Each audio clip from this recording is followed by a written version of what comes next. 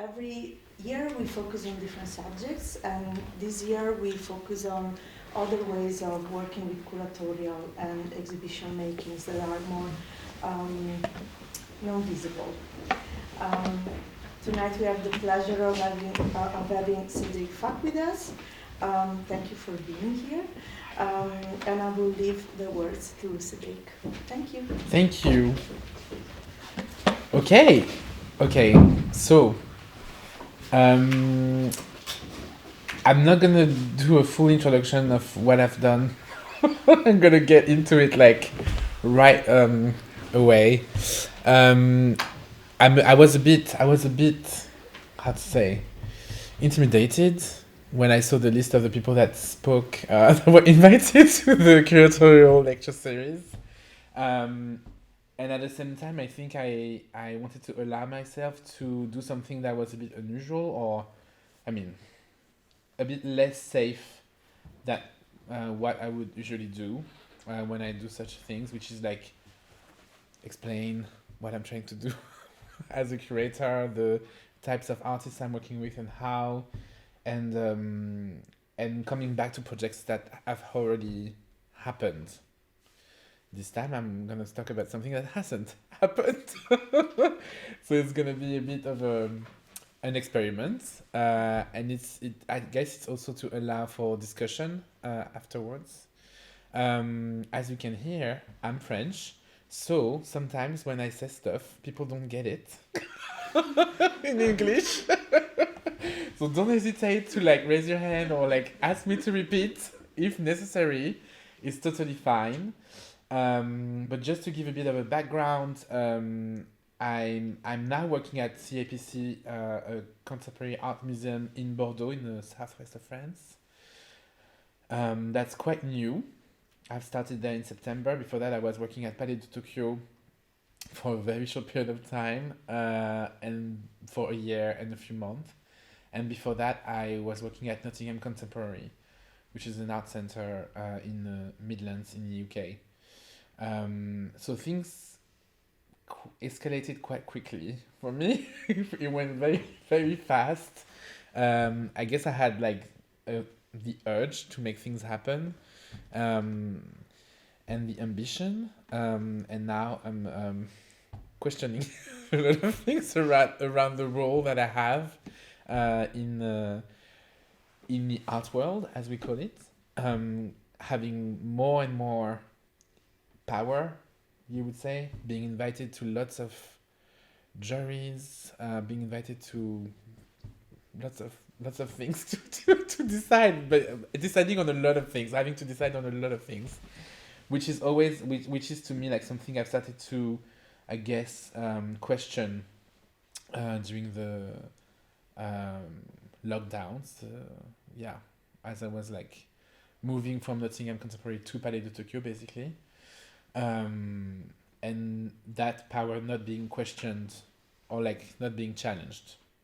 So I guess I started to talk about during the lockdown when I was invited to speak about curatorial vulnerability. I'm gonna repeat curatorial vulnerability, which was a way for me to think about ways to put myself in positions of,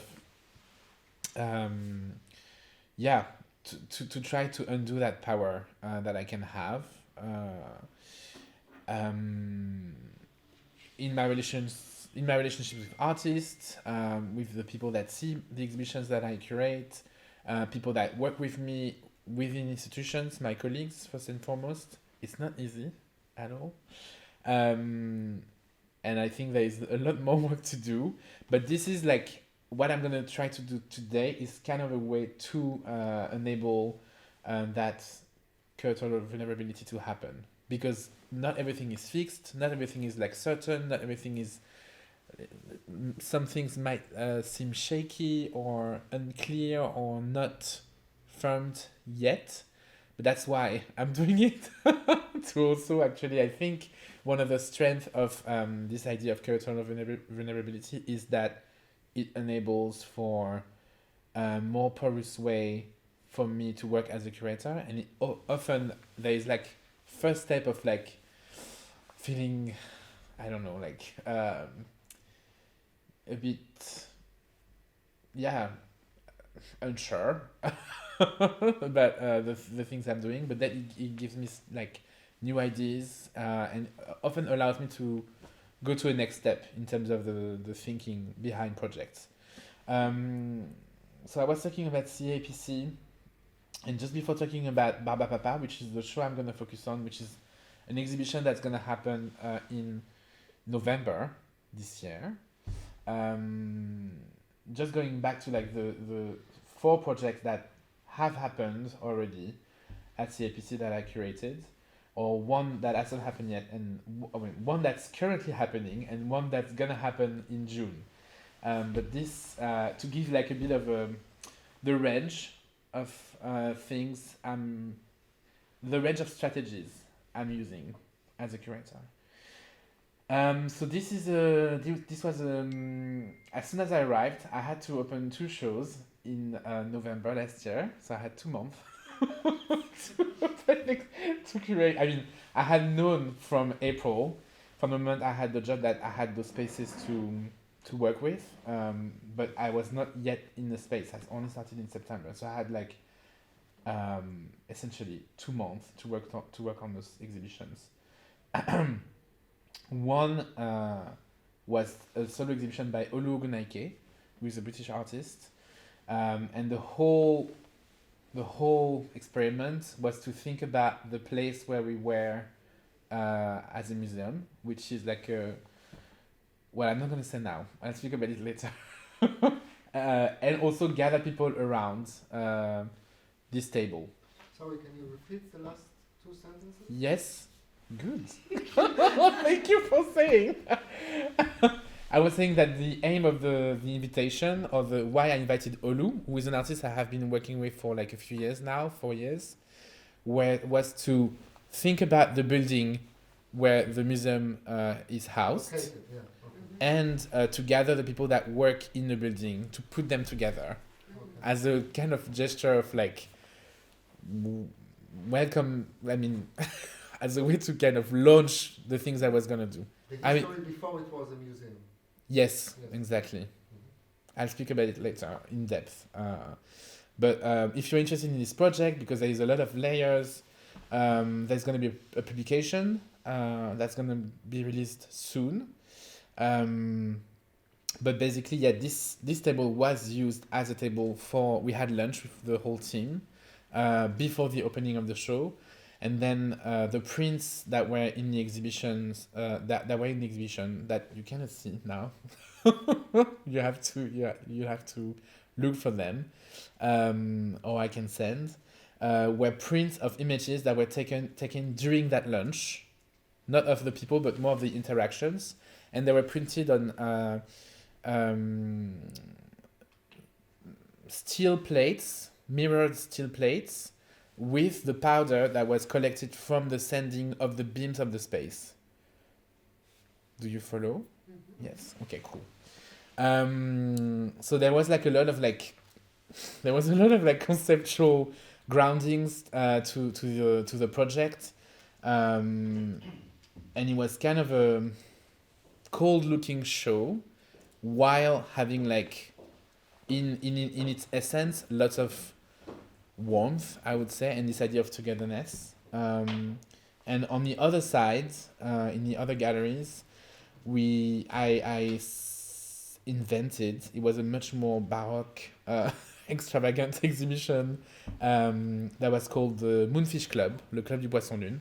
That was going back to the institutional history of CAPC as a museum, and what happened before CAPC started in 1973. So next year we're celebrating the 50 years of the museum. And there was that Café Théâtre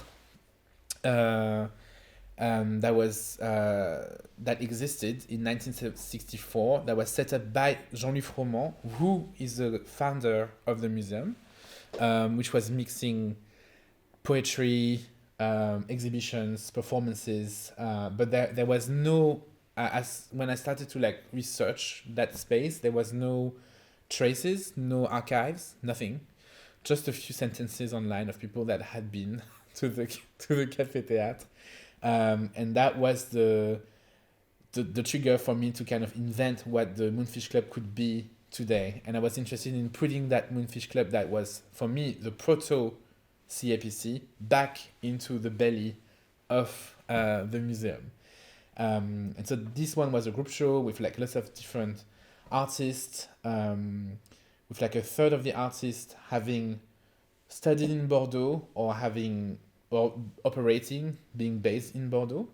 That was not something that was not a statement. I made it just happened because lots of the people that I was meeting before starting the job were people that were living in Bordeaux, basically. So it just happened to like that. And it was an exhibition that was very much alive.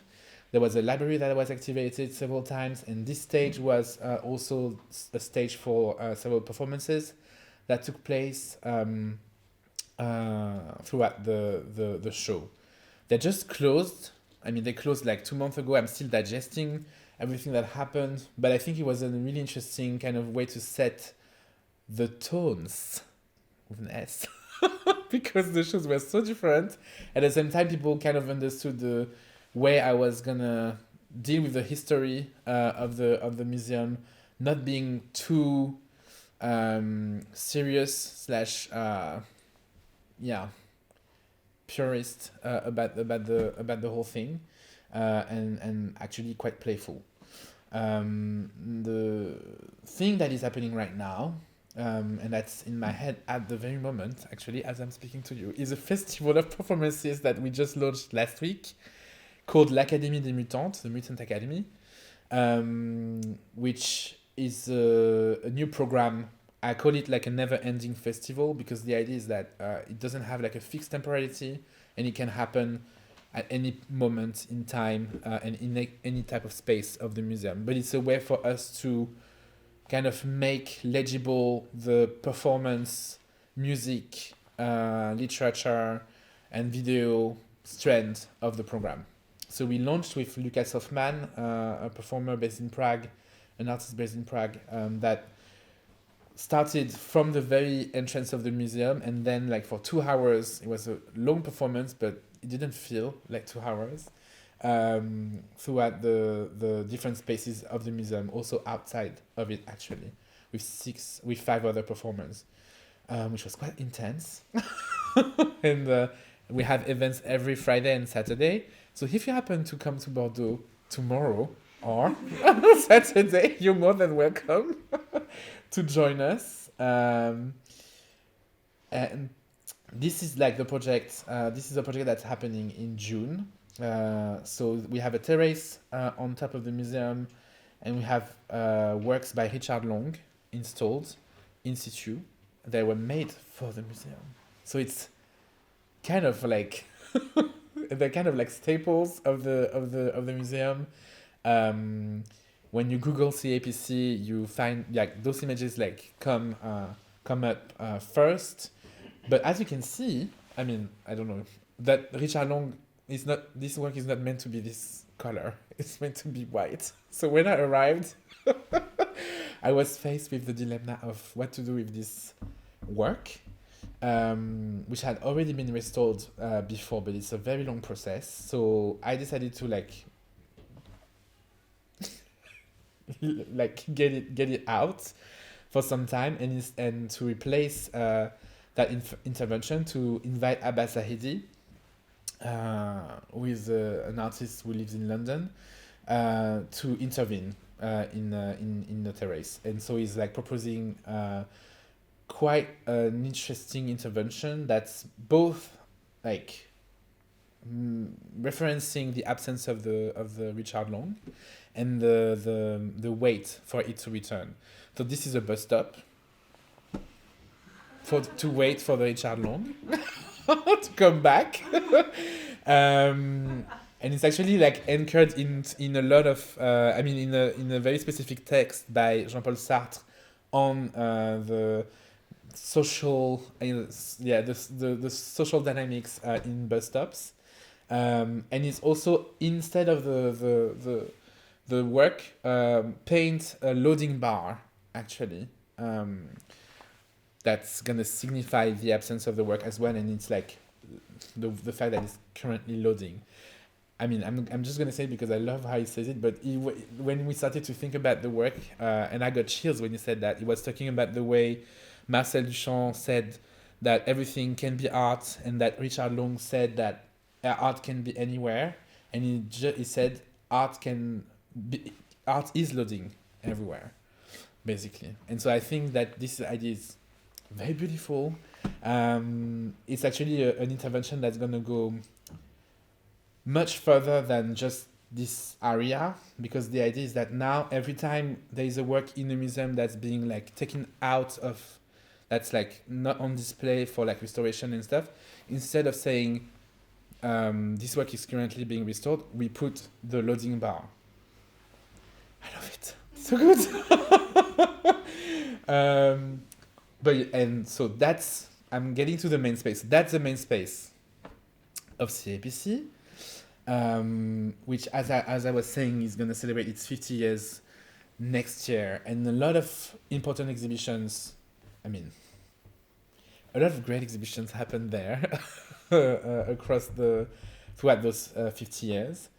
Danvo had an exhibition there, Beatriz Gonzalez as well, and in the more historical figures, Richard Serra, Keith Haring, Daniel Buren, like it's that type of history, which is interesting, but also something that should be questioned. And so that's, I think, why I'm here now, actually. And so that show that I want to talk to you about is an exhibition that I started to devise as I was preparing for the interview for the job. So it's been more than a year now already. And I was basically trying to think about ways to show how versatile I was, I guess. Because the people who just like who don't know, who don't go in depth into what I'm doing, might think that I'm curator of color that's just like interested in artists of color that's just doing exhibitions about representation.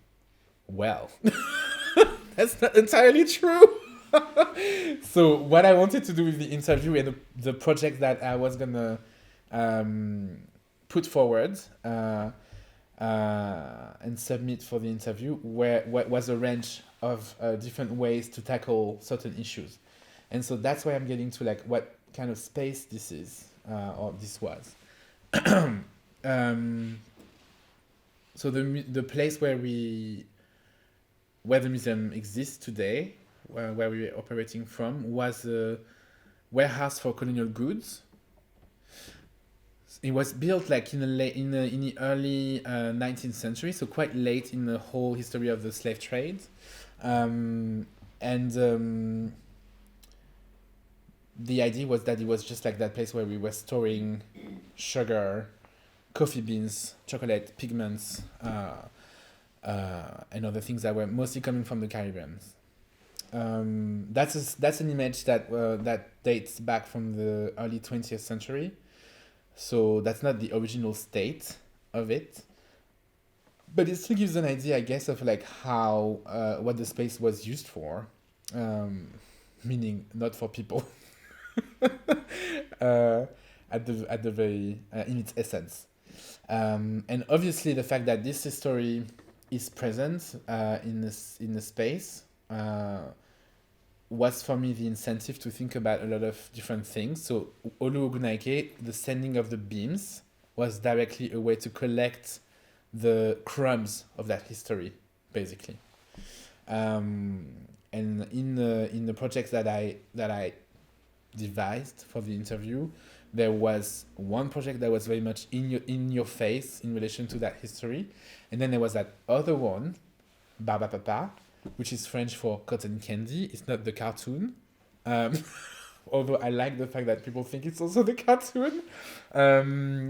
Was a way to think about this history and the presence of sugar. So that's an external view. of the museum, which is now blocked by another building in front of it. So it's a very strange looking museum because it doesn't have like a strong presence in the city. It's very like closed on itself. And one of the things, so if I go back to like the origin of Barba Papa, there was this idea of sugar and how to like think of other ways to tackle the presence of sugar. So I was just like, how can I speak about sugar without talking about colonialism, basically, or not in a direct way. And I started to think of the transformation of sugar and this idea of cotton candy. Came up quite quickly and started to make sense for several reasons. Because next to the museum, we have in Bordeaux there is that fun fair that's happening twice a year, and every time it's an entire month, called La Foire au Plaisir, the Delights Fair, and it's very close by. So the museum is here, the fun fair is here. And it's such an institution that it came to me without having experienced. I haven't lived in Bordeaux, so, but I knew that fun fair was like a thing in the city. I knew it was very close to CAPC as well.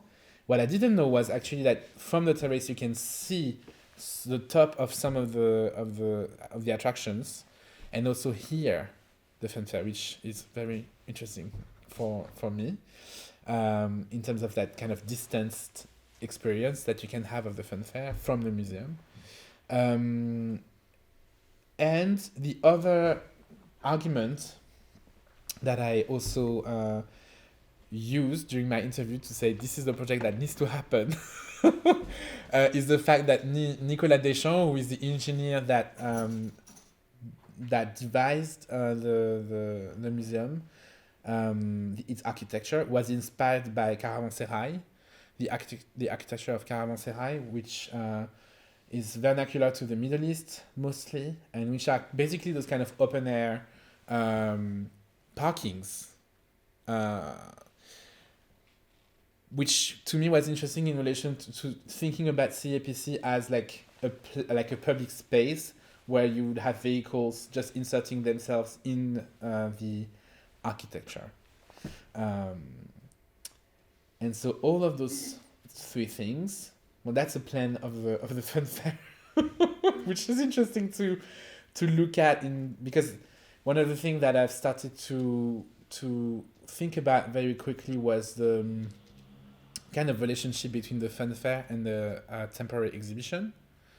And I think deep inside as well, I was kind of ironically, I don't know if it was ironically, but I was interested in the critique that a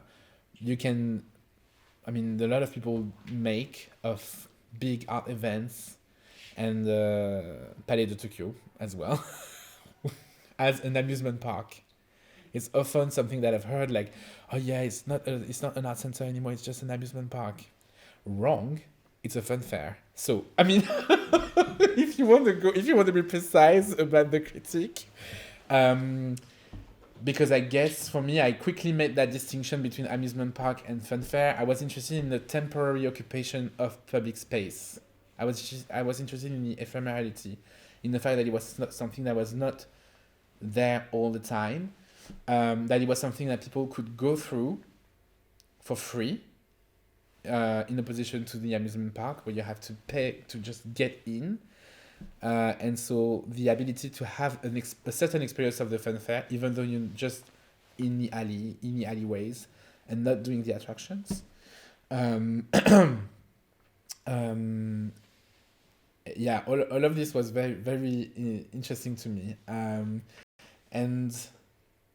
as I was starting to draw that relationship between the fun fair and the temporary exhibition, and that's something that I've done before in relation to, for instance, the history of the presence of black bodies in exhibitions, I started to go back in the history of, okay, what are the different formats that enabled the fun fair to exist as it exists today, and the temporary exhibition as it exists today. And I had that feeling that they were sharing something, basically. And indeed, when you go back to like the universal exhibition and great exhibitions in the 19th century and early 20th century, entertainment, science, art, technology, everything was happening at the same time. And so you could do this, which is like something that was like in 1909, and you could next to it go see some art. And I was interested in like the going even more back in time, but also trying to understand where the split happened. But I guess that was something that was too difficult to do for the exhibition. I was trying to push too much for that agenda, that research agenda of like, okay, let's make that relationship between the fun fair and the temporary exhibition, and it started to get lost in the process. Although there were some interesting things that could be, parallels that could be made like between like such attractions and Friedrich Kiesler stages, for instance, which might still actually like be stuff that manifests in the exhibition, but that I'm not gonna like try to enforce the the argument too much, and so I mean I'm saying this, that's something that I've been like also discussing a lot with the artists that I invited in the exhibition, the kind of progress that I've made in relation to how the show is very like precise. It's very niche, which is called The Fair Line and the Good Frontage, Surface and Effects by Stephen Walker, that I read basically like drawing a history of the way fair, like people working at fairs were using the front line of the attraction to attract people, and the way they were using illusion, the way they were like promising things that were actually not happening inside, and the idea that the surface has more depth. I think very much because of the conversations with the artist, because I allowed for the project to change with the conversations. I did not like. It was not done. It was not completely done when I started to speak with the artists. And there are a lot of different strands that they're interested in. Some of them I already spoke about. Some others, which are, for instance, the relationship between capitalism and the fun fair, and how somehow the violence of the fun fair is like a way to kind of test people for the violence of capitalism. And that's something that actually is like that's something that Walter Benjamin talks about, and via a text that I read via Jessie Darling, who would have a work in the exhibition, which you will see later. And also, one of the very like important problems that I had was this idea of, okay, how do you make a show about fun fair? Do you allow people to like have to experience some attractions, or do you like refuse the kind of playfulness?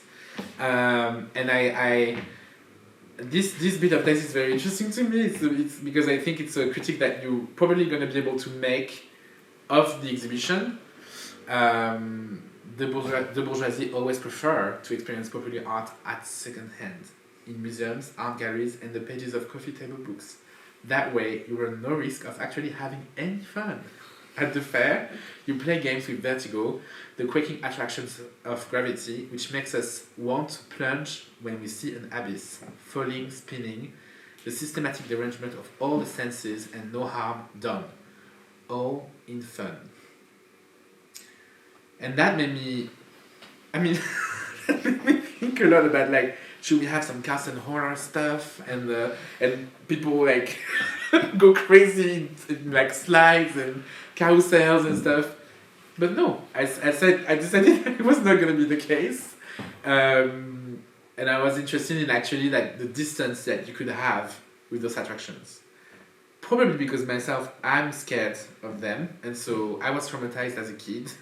I didn't want to go when my parents were forcing me to do the rides, to the point where I was crying.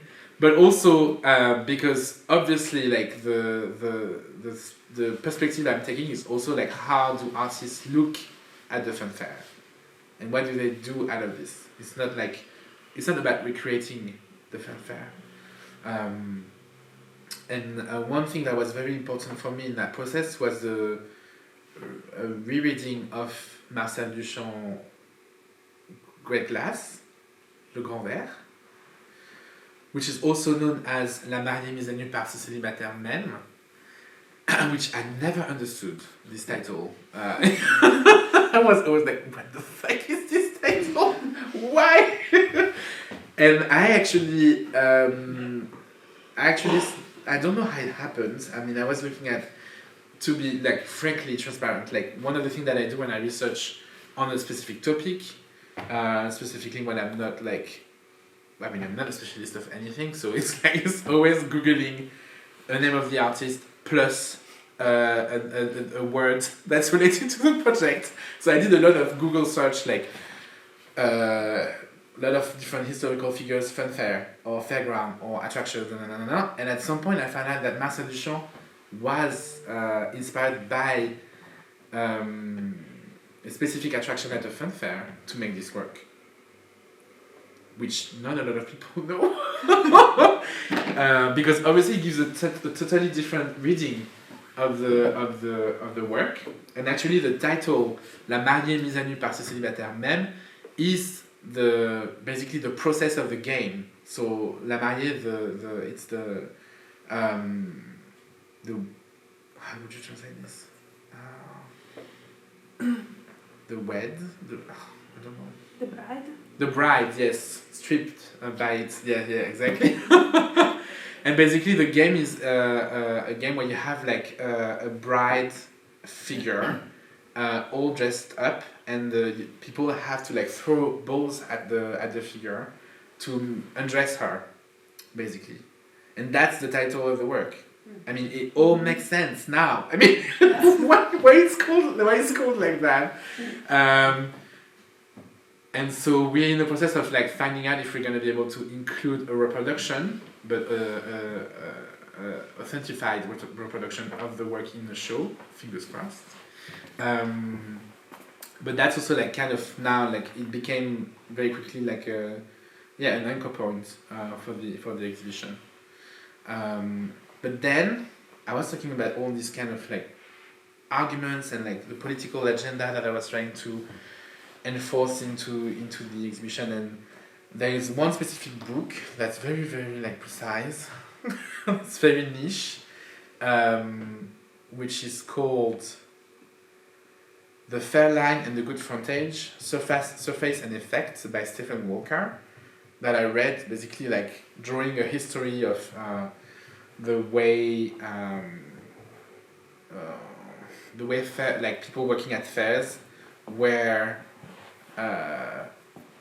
using the front line of the attraction to attract people, and the way they were using illusion, the way they were like promising things that were actually not happening inside, and the idea that the surface has more depth than what was inside. And there is an entire chapter about the idea of atmosphere that to me was very, I guess,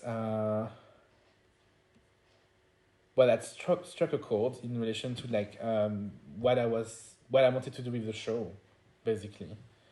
And so now the way I speak about the exhibition is that desire to create an atmosphere. And it's not like, I mean, it's also coming from like a very, a problematic node, I would say, in the exhibition that's related to the idea of gravity, and I started to call that the gravitational paradox of the funfair, which, as I was saying, like one of the first thing I was interested in was the way funfairs are occupying the public space, and how they occupy this public space is interesting to me in relation to the architecture and the heaviness of the attractions and all the metal. Very materially, how that happens is interesting to enable the lightness basically and the floating of bodies and of things. This very thing is like, to me, the main, I think, paradox and problematic of the show. This idea of light versus the heavy, free versus the burden, open versus the closed, and basically trying to make the museum turn into a place of suspension, of belief, trust, and attraction. And so this idea of atmosphere is obviously like something difficult to grasp, but in the book, Stephen Walker offers an analysis of like an historian called Gernot Bohm, but I'm not pronouncing his name properly for sure. Gernot Bohm, Bohme.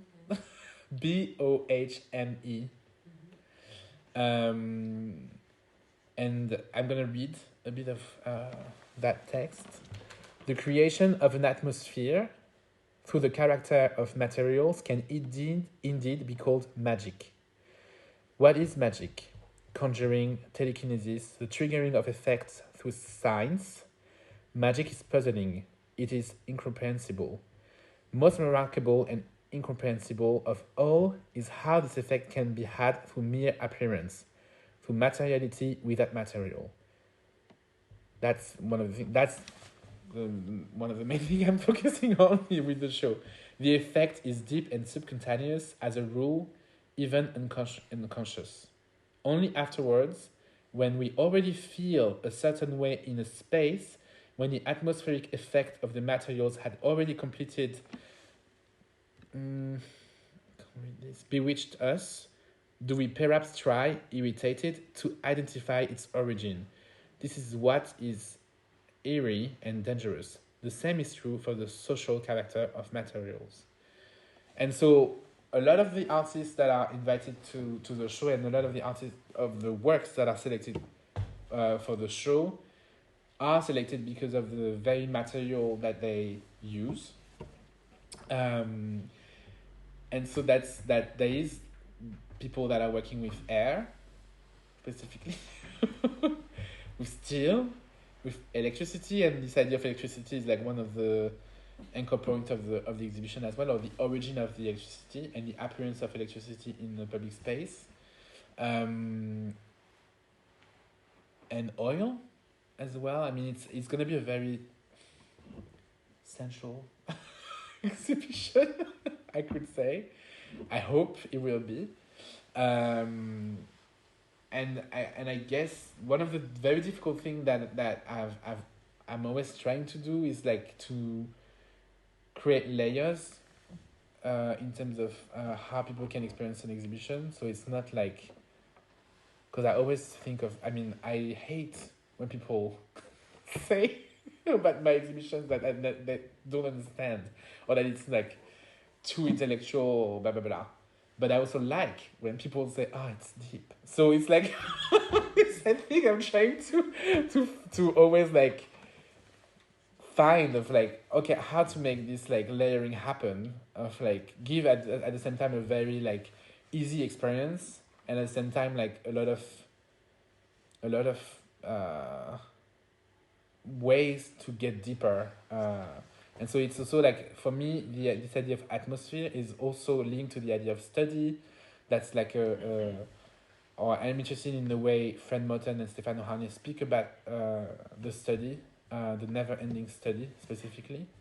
And actually, a lot of the works, I mean, some of the works in the show enable this this study, specifically when it comes to the relationship between the history of segregation and the fun fair. That's something that people, I think, are going to be a bit surprised about to learn about.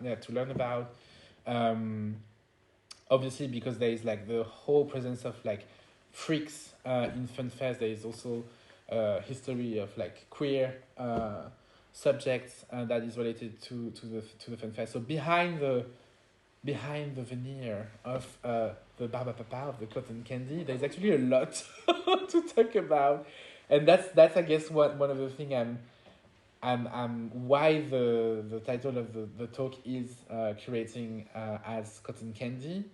I'm interested I've started to look at cotton candy and the way it's made and the way it's consumed as like a metaphor for the work I do. So finding that stickiness at the same time lightness of like the appearance of lightness of cotton candy and lightness of an exhibition, and when you consume it, when you experience it, actually make it stick, make something happen that stays with you. So I think that's quite interesting. I was quite happy when I started to think about cotton candy that way, and obviously even the way like the sugar transforms into the cotton candy could be maybe a metaphor of like the way I operate in relation to artists and artworks. I mean, there's always that thing that we try to people say as curators that we should avoid any manipulation, blah blah blah. Well, the whole thing is manipulation. For me, there is no way it's not. I mean, you intervene, you say things. I mean, it's always manipulation. So I prefer to like embrace this idea of manipulation and transformation, and be, I mean, the artists I work with are always happy. So it's not like but it is a transformation, a transformational process. I think when you work as a curator, and it's somehow also magical. Somehow, it's something that I started to lose at some point because of the heaviness of the job in institutions, but I keep hoping. So, and just to finish, I wanted to give like maybe a few images of some of the works that are going to be in the exhibition. So this is like the Jessie Darling piece, Gravity Road, that was shown at Kunstwerk in Freiburg first, and there is like also like a publication that's been released in relation to this work, which is going back to the history of the Russian mountain, basically, and how like when I was talking about the relationship between capitalism and fun fairs, it's quite interesting to see how the even the design of the Russian mountain was actually borrowed from the miners' railways, basically. And so like it's that thing of, okay, why did people have wanted to experience this, basically, like in relation to this work, there's going to be a work by Lutz Bacher called The Alps, and here like I was interested in the reversal of chain of mountains, basically. But it's also interesting because I don't know if you know Lutz Bacher practice, but there is a lot actually like of strategies that she used that could be linked to things you could see in fun fairs, and I think that's also something that I was very much interested in relation to the show. How do some of the things that happen in fun fairs in the way things are on display could be borrowed for the show as well, or like, I mean, a lot of artists already do that, so I don't have to do it myself. And one thing I need to say is that Olivier Goethals is working with me on the exhibition. So obviously, I guess you all know his work, but in relation to the playfulness of architecture, that's something that was making a lot of sense to me, to work with that big space that we have at CAPC. Guylaine Lung is in the exhibition as well. And here I was specifically interested in the arches.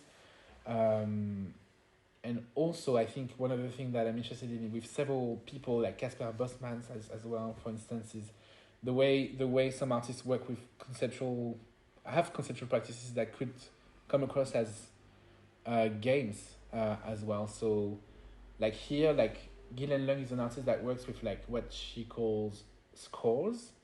So it's not only about like putting like those inflatable arches in the space. The score is 1 arches per room in the exhibition space. So for each room that you have in the space where you invite Guylaine Lung with this work, there needs to be an arch. And Casper, who you probably know as well, one of the works that are going to be in the show is the color chosen by a nice person. I don't know if you know this work. Do I need to say? Yeah.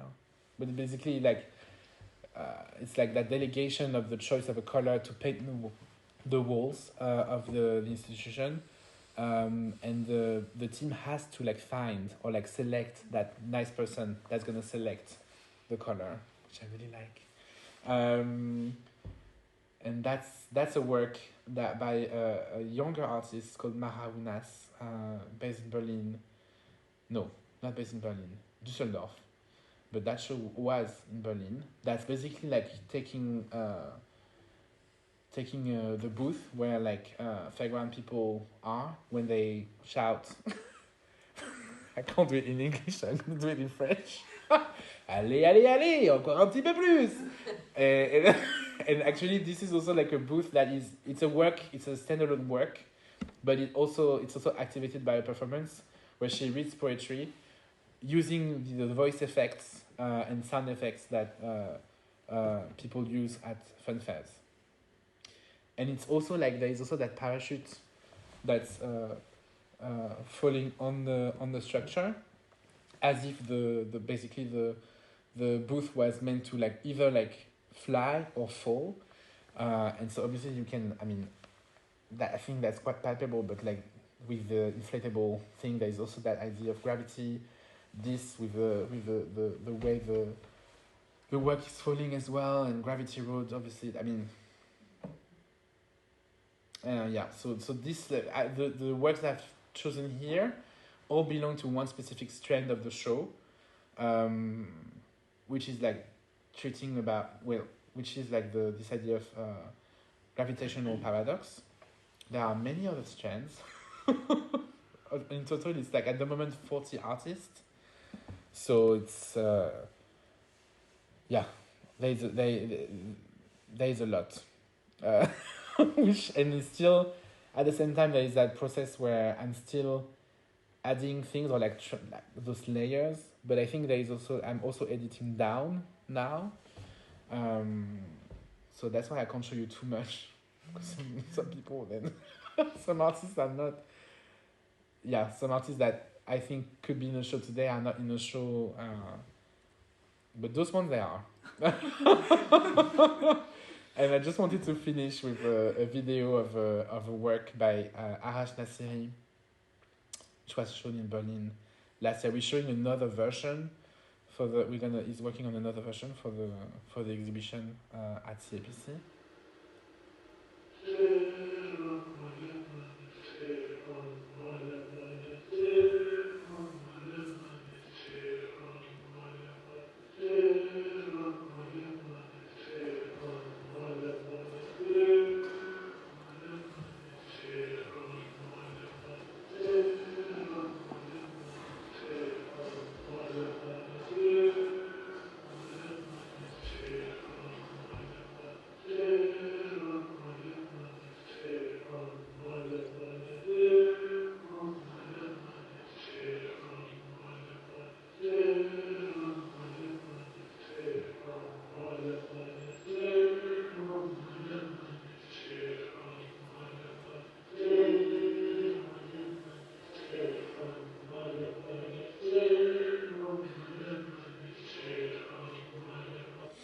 and basically for those, I mean, he's working a lot with those LED panels.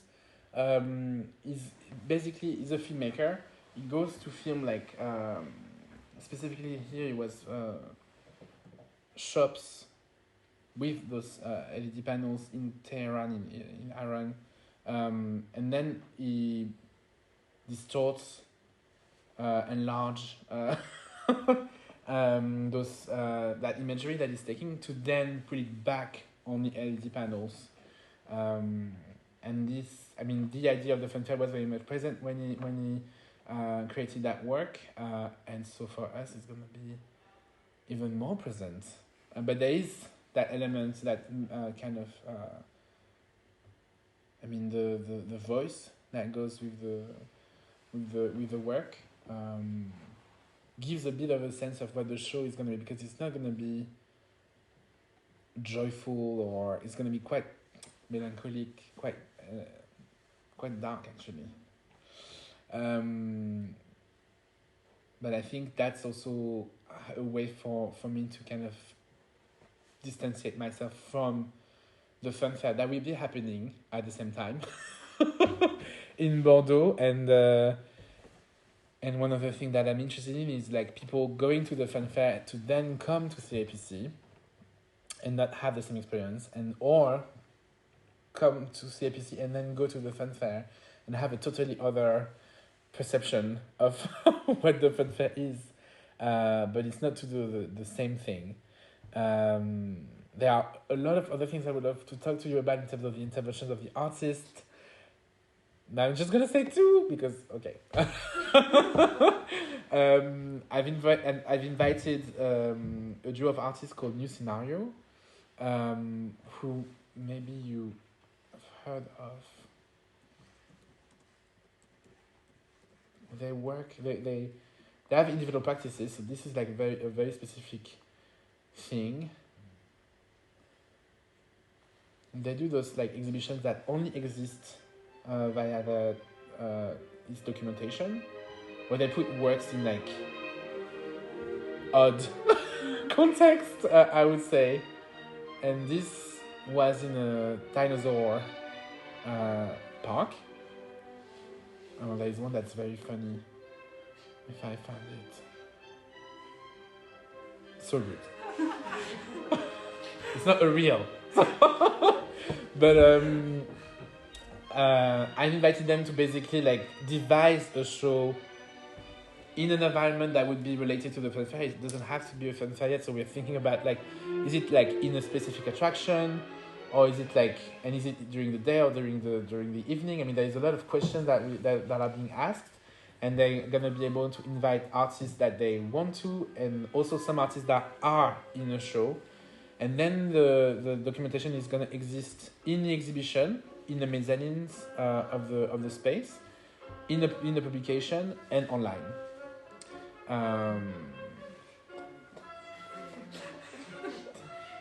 And then the other intervention I wanted to talk about was by a photographer called Pierre Lanrené. Maybe you know, but I don't. He's based in Bordeaux, and he contacted me because he had heard about the project, and he's been taking pictures of lots of different things, but specifically of La Foire au Plaisir in Bordeaux, the fanfare in Bordeaux. And we started to think about ways to like make those photographs exist in the exhibition, which are very much like they focus very specifically on close details of like the art that you can see in the fanfares. And across time it's quite interesting also because you can see the different styles or like the changes, or you can see it basically is going to take the same clown but painted like in different ways across time. He studied in Bordeaux, and he has that memory, or he started to like recall about the fact that when he was studying in the library at CAPC, he could sometimes hear the fanfare. And so we started to think about like putting photographs. It has like more than 200, so we have to make a selection, but to put photographs of the fun fair in the books of the library, which people would find when they're not expecting it. And that's, I guess, one of the things that I'm trying to do as well at CAPC. It's quite interesting because it's the first time I'm working at a museum which has a collection, but that's for another talk maybe next year. Where things are not actually like just disappearing after the show happened. So for obviously Olu Ogunake, because he sended the beams of the space, this is still like something that can be felt and seen in the space. One of the work in the Moonfish Club was a library, and the library is actually being included in the library of CAPC. For Baba Papa, there will be that intervention that will last longer than the show itself as well. And so that's another stickiness, I guess, that's happening in the institution, another cotton candy. And on that, I'm very happy. So thank you for listening to me, because I was very scared and you made me feel very confident. So thank you.